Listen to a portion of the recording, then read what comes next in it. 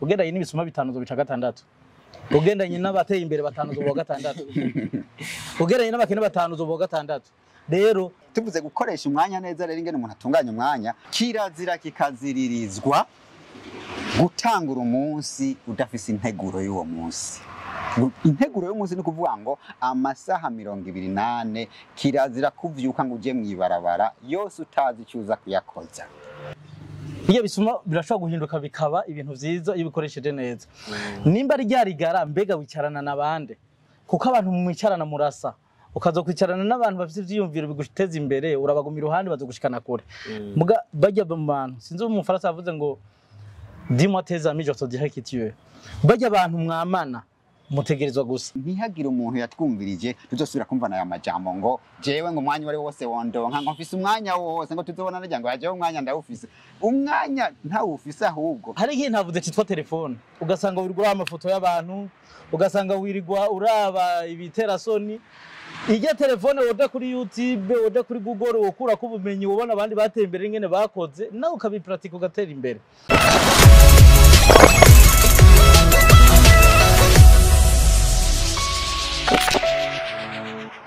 Kabiri gatanu indwi ndabaramutse abakunzi ba Bisha TV.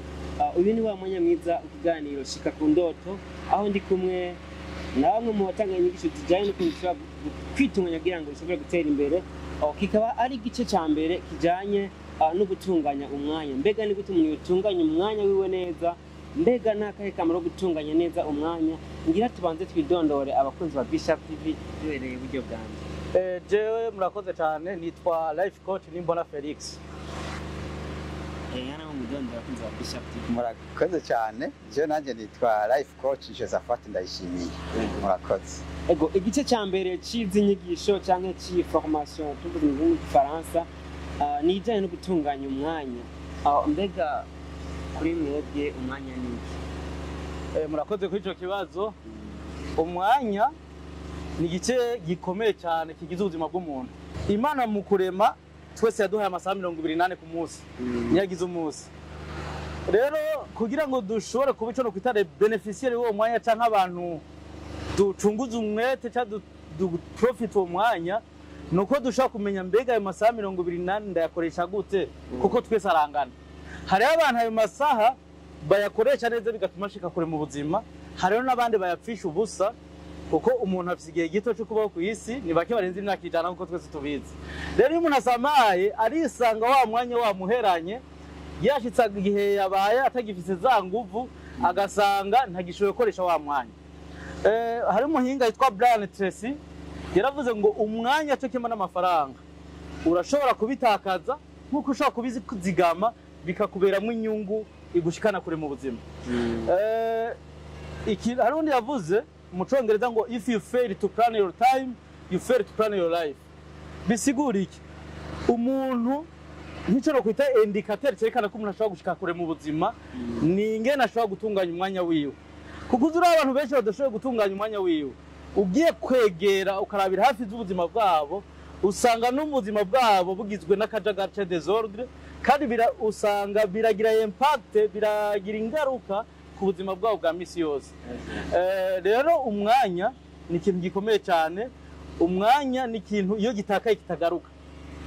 Umuzungu mu Faransa yavuze ngo le temps perdu ne revient jamais. Ni ukuvuga uyu mwanya ugutakaranye ntushobora kugarura. Nico gituma rero muri izi nyigisho zacu turashimika cyane mu kwigisha abantu gituma bakeneye kumenya gutunganya umwanya kuko ni ikintu amafaranga no yatakaza idonkano nkayandi mugu umunsi umwe ndawutakaje ntandi tuzosaba guhurira. Agaciro k'umwanya ni kanini cyane kuko urabona abantu bakwiye kumenya yuko umwongereza yavuze ngo time is money ariko mu bisanzwe twego urabona intuzenye igisata cyacu cyitwa life management. Twego rero twoca tuvuga tuti time is life. Time is life. Ubisanzwe bisigura ngo umwanya n'ubuzima. Iyi misi ufise yo kubaho imyaka ufise nibwo buzima bwawe. Kanatsinda umwanya urumva agaciro kawo ni kanini kuko nibwo buzima nyene. None umuntu agukuye ku mwaka umwe numva ko ari ubuzima bugiye. Umuntu agukuye ku munsi n'ubuzima bugiye. Haje umuntu aje kukuramutsa amazi isaha iwawe abaguhaye isaha y'ubuzima bwiwe. Kandi urumva bimwe twaba ababango time is money ngo umwanya n'amahera. Amahera aratakara ukaronka yandi. ariko urabona umunsi umwe uvuyeko isaha ivuyeko umwanya nicyo kintu cy'agaciro ari nacyo gituma umuntu adashoboye gukoresha neza umwanya wiwe n'amafaranga ntibikunda kandi ntacyo azoshika umuntu yakengera umwanya yibaza ko ari ibintu bidafise agaciro ni ukuvuga yuko nta naho azoshika mu buzima n'indoto afise ntashobora kuzishikako mu bihe vya none hari ibintu vyinshi no kwita ibisamaza bigenda bituma dutakaza wa mwanya wacu. Icya mbere imbonesha kure ezo bita amateleviziyo.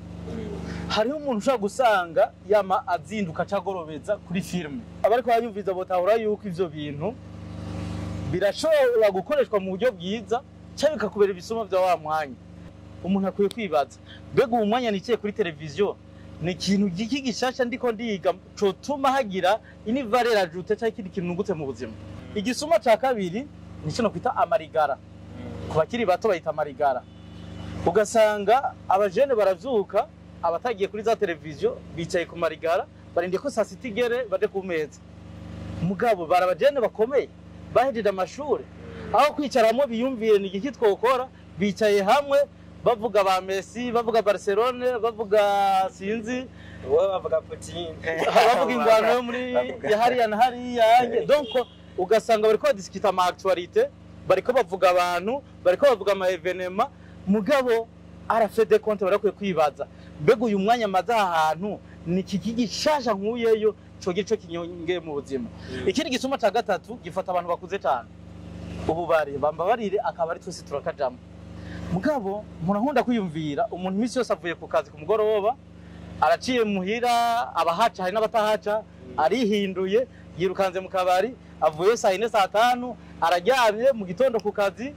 weekend kwa kundi hoho bashagira amagongo niki ikibazo nkunze kwibaza mbega abo bantu uretse ko bariko barakonsoma amafaranga menshi uretse ko bagiye kure y'imiryango uretse ko baruha biraruhisha umubiri bafite umwanya wo kwiyumvira ryari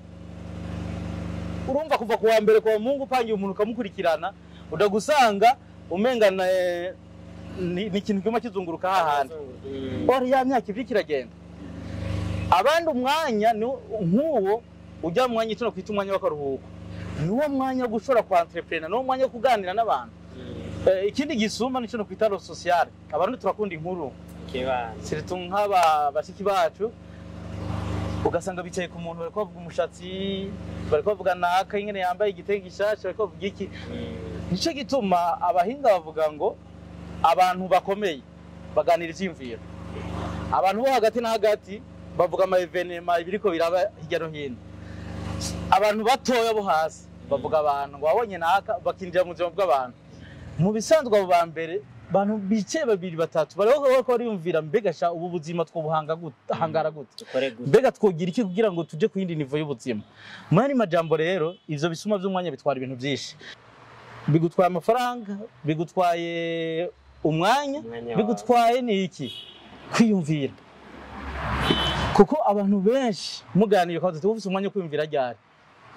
kugira umwanya wose bariko ndiyumvira mugo umuntu akenera kwirotira akadantu yiyo akiyumvira rero usanga twaragiye mu masiriko y'abantu tukaba mu influence ugasanga umwanya ntitukiha agaciro ariko uja kubimenya umaze kurenga imyaka 40 50 ubonye utanguye kwegereza aho umubiri wawe utagikomeye aho utanguye kwimvira uti mu myaka ingahe nsancu nzoba ngishoboye ugatangura kwicuza umwanya watawe ukiri mutoya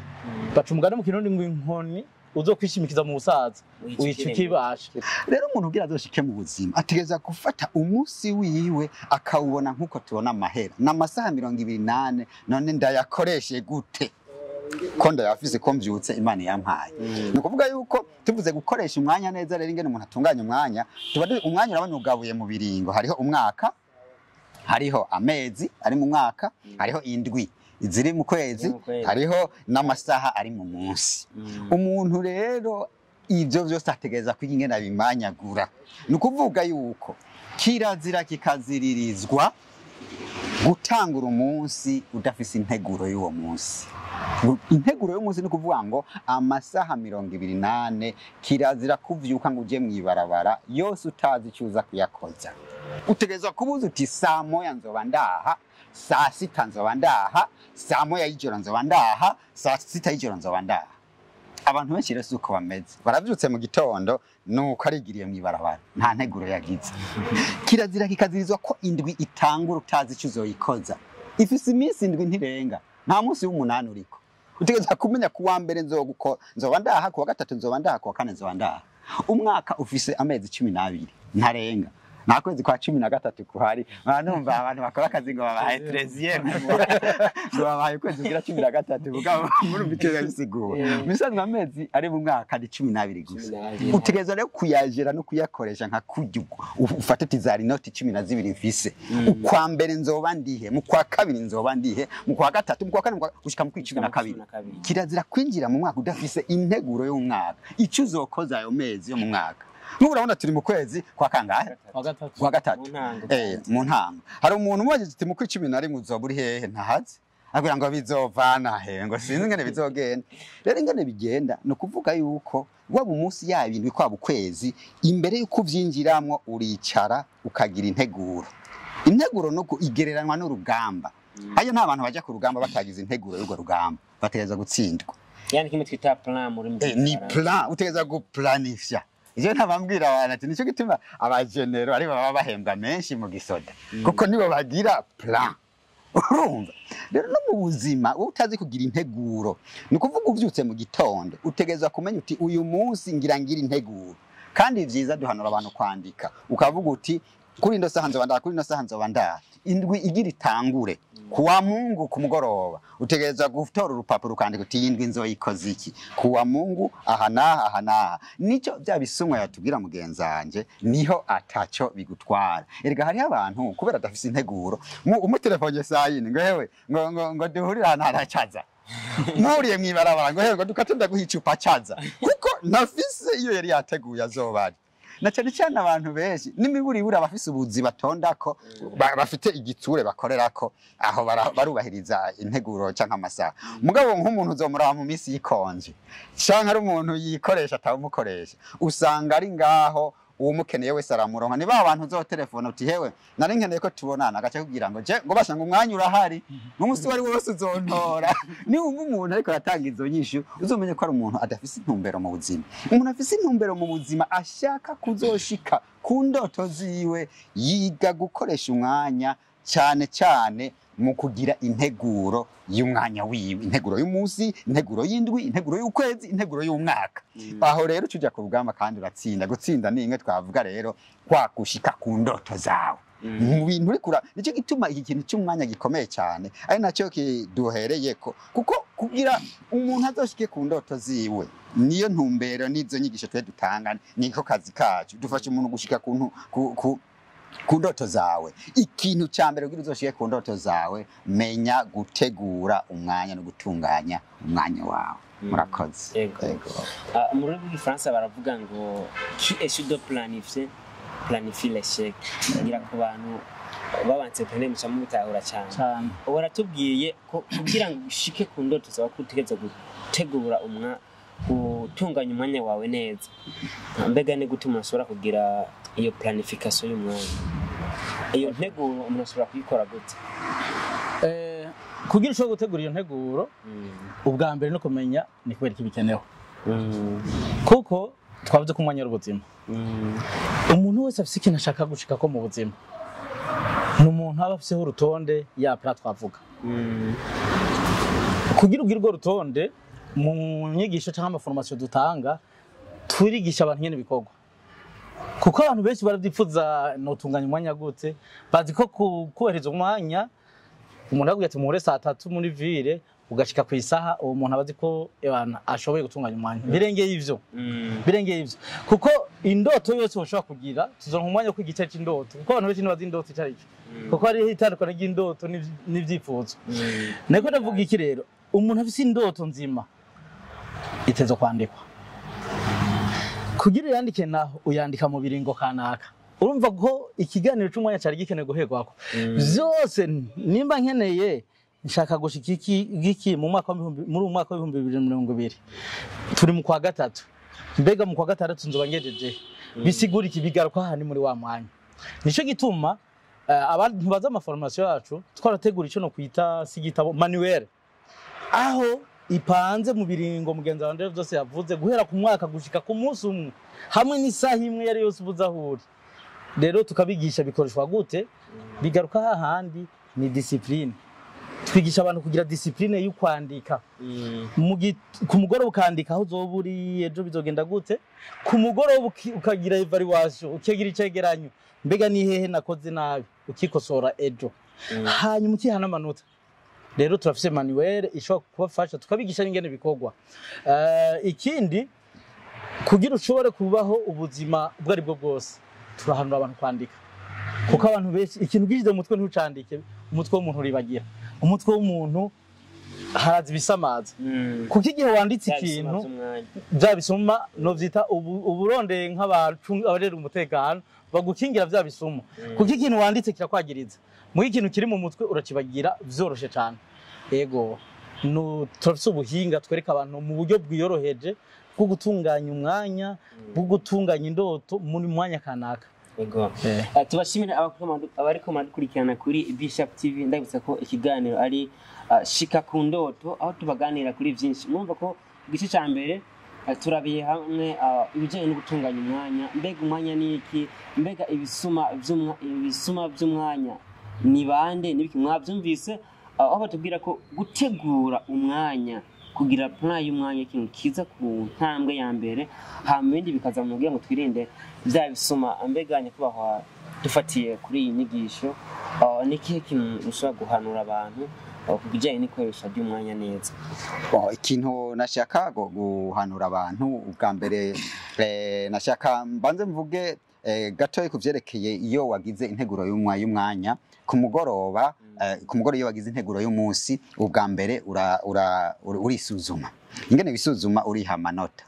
umunsi uheze canke indwi yiheze canke ukwezi guheze canke umwaka uheze iyo nteguro wari wagize tuvyita auto evaluation uriha amanota ukavuga uti mu masaha 28 nanateguye 8 yo gukora akazi 8 yo kuryama no 8 yo gufasha abandi bagenzi ni 28 none ivyo byose bitatu nabikoze ukiha amanota kugira umenye ingene uri kuratera imbere muri discipline ariko usanga wihaye 2 ku 28 kuko ubahirije 2 ariko usanga wihaye 10 ukaraba ingene uri kuraduga kugira uzogera igihe nawe wiha amanota tunateye imbere mu gukoresha neza umwanya kuko icyo nashaka kubarira abantu ari ukibitangura ntivyoroha nico gituma utegeza kuza uriha amanota uraba hugeze gushika igihe uzobona yuko usigaye naho atari jana kwijana usigaye ufise discipline canke sidavuga ko ari indero canke ukubahiriza umwanya ijo rero bikaba ari ikintu nashaka kuvuga cerekeye ukwisuzuma ico nagomba rero kubwira abantu bose bariko baratwumviriza no kuvuga ngaha kwisi Imana yagushizeho iguha imyaka kanaka niyo uzomara ngaha kandi iraharuye ntizorengako yaguhaye umunsi ufise amasaha 28 indwi ifise iminsi indwi nta munsi w'umunani uhari umwaka ufise amezi 12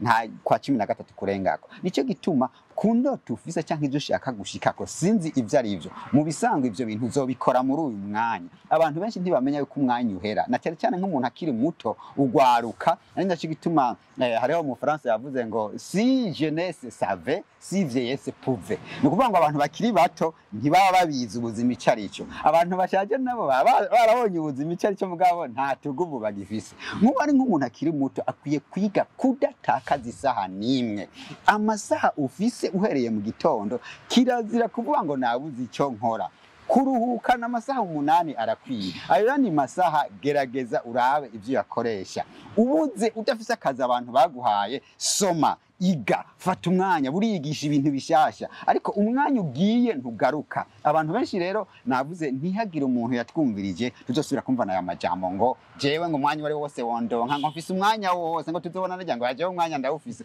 umwanya ntawufise ahubwo ujye muntu avuga ngo ndafise umwanya ahubwo ntazi icyo yo ukoresha kuko umwanya nturenga ko umwanya urakwiye dukwiye kuwukoresha neza murakoze cyane yego njyana ngumugire akantu mungeye ko kuvyo uwaje gushikiriza kujyana ukoresha neza ry'umwanya kuri Bishop TV kuganiro cyacu shika ku ndoto ikintu mva norangiriza ko n'impanuro cyane cyane ku bakiri bato abantu bakiri bato n'abantu bibaza ko bagifise umwanya munini imbere yabo wo gukora wo gushika ku bintu bikomeye nimba ata ahantu tonda dufata atakaza office yabivuze soma bijya bintu nisi ibisuma vy'umwanya hariho abandi bashobora kubikoresha neza nimba ari televiziyo mbega urabiki erega televiziyo shaka kuyikora ko ubumenyi bwo gufasha kwideburira mu buzima utaravye vya biri kwicira ubuzima bijya bisuma birashobora guhinduka bikaba ibintu vyiza iyo bikoresheje neza nimba ari ryarigara mbega wicarana nabande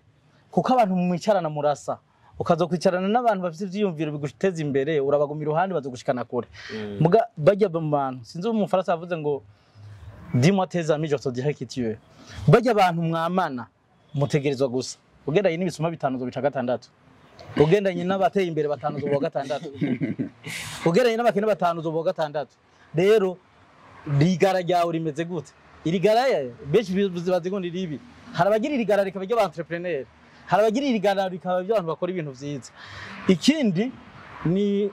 navuze ububari abaja mu bari nkanyuve nabi harabaja mu bari kuganira y'imigambi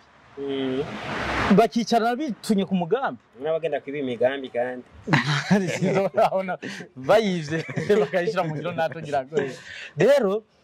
navya bintu byose twavuga bitwara umwanya birashobora guhindukira hari igihe ntavuze cyitwa telefone ugasanga wirigwa amafoto y'abantu ugasanga wirigwa uraba ibiterasoni ije telefone woda kuri YouTube woda kuri Google wokura ko ubumenyi ubona abandi bateye imbere ngene bakoze nawe ukabipratika ugatera imbere rero ngomba mpanura abantu akarore uri kuri telefone muri no mwanya uri kuri telefone ariko arabimuteze neza cyane hari uwundi nawe ariko arabiriko bimwica mu mutwe ahubwo musubiza inyuma imyaka n'imyaka rero nibahaguruke bavyaza umwanya umusaruro yego murakoze yego ngira ndabashimira ndabitsa ko ari igice ca mbere twahere ku bijanye no gukoresha umwanya neza kenero cyacu shika ku ndoto murakoze cyane abantu bariko baradukurikira twashaka kubabwira yuko bino biganiro zino nyigisho bizobafasha cyane gushika kure mu bice by'ubuzima bwa nico gituma rero mwo bandanya mubikurikira kuko tuzobandanya twahereye ku byerekeye umwanya kuko umwanya nicyo kintu gikomeye cyane byose tubikora mu mwanya ubu rero nk'ubu mu biganiro bizokurikira uzoca twinjira mu bindi bice by'ubuzima kanaka bijanye n'ubuzima bwawe kuko tuja mu vyerekeye ubuzima bwose twebwe ni life coach ni life no kuvuga ubuzima turabahanuzi mu vyerekeye ubuzima mu bice bitandukanye ari naco gituma nta nomwe azobura ico yunguka bivanye ivyakora cyangwa indoto ziwe arashobora kuronka ubumenyi mufasha gutera imbere cyangwa gushika kuvyo yipfuza murakoze ego reka nshimire abaturi kumwe nshimira n'umukameramani wacu bikuri NMG yavuze ko turi mu gice ca mbere chizi nyigisho z'abari mu bijyanye na life management uno musi tubabone hamwe ibijyanye no gukoresha umwanya neza iyo tusoboneraho ikindi gice kigira kabiri mugomane nacu mwumvise ko hari byinshi twungutse ku bijyanye na cyane cyane gukoresha umwanya neza udakoresheje umwanya neza murumva ko intambwe kugira ngo bishike ko biragoye cyane ari nayo mpamvu ari naco gice cya mbere twashimye guhera ko ukora subscribe kuri wowe utarayikora kugira ngo ntucikwe na zino nyigisho ukumva aricyo zikumareye zisangiza n'abandi mugira partage kuri chaîne yacu ya Bishop TV mugumane nacu naho ngice gikurikira turabakunda cyane